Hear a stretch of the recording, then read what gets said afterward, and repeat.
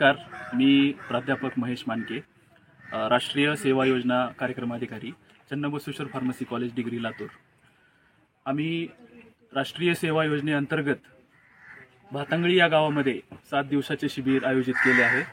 तर या 7 दिवसाच्या शिबिरमध्ये दिनांक 23 जानेवारी 2025 ते 5 फेब्रुवारी 2025 या 7 दिवसामध्ये भातंगळी गावामध्ये आम्ही विविध उपक्रमांचे आयोजन केले आहे।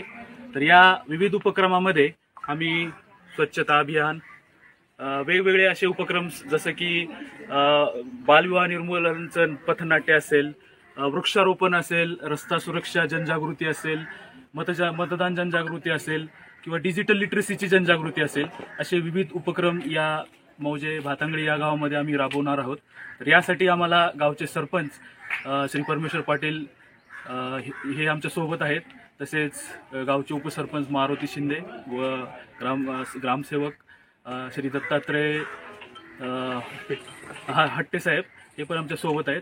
तर हे अभियान आम्ही सर्वजण मिळून पूर्ण करणार आहोत। धन्यवाद। नॅशनल सर्व्हिस स्कीम यांच्या अंतर्गत आम्ही चन्नबसवेश्वर फार्मसी कॉलेजमधून भातंगळी या ठिकाणी एक समाजकार्य करण्यासाठी वगैरे आलो आहे। तर काल आपल्या माननीय अर्चनाताई पाटील यांच्या हस्ते एक इनॉग्रेशन झालं या कार्यक्रमाचं। तर त्या ठिकाणी आम्ही काही ग्रामस्थांची वगैरे बोलणी केली, पाहणी केली की या गावात म्हणजे गोष्टी असतात कशा पद्धतीत अडचणी वगैरे या एका पद्धतीत पाहायला गेलं तर आम्ही त्यांचा एक हे घेतला, पॉईंट ऑफ व्ह्यू घेतला। आणि आज आम्ही इथं आहोत।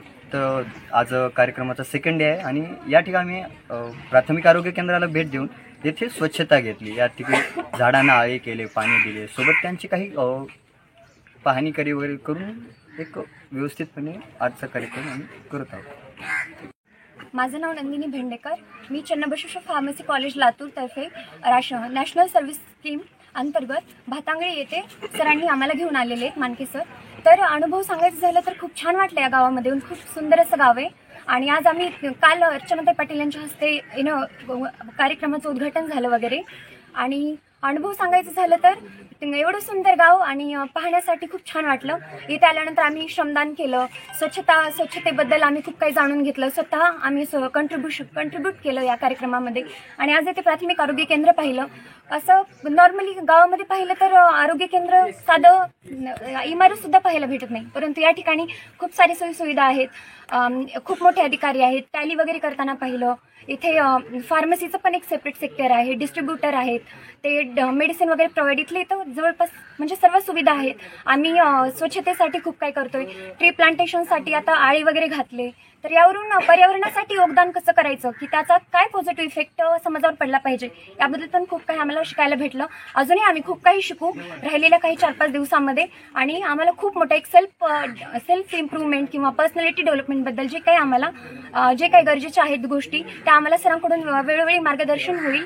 आणि एक पर्सनॅलिटी डेव्हलपमेंट किंवा यूथ, आम्ही इंडियासाठी एक न्यू जनरेशन आहेत आणि आम्ही इंडियासाठी आमचं कंट्रीब्युशन देऊ शकू, हे खूप छान प्रकारे चांगल्या गोष्टी आम्हाला या योजनेअंतर्गत आमच्या इम्प्लिमेंटेशन होतील।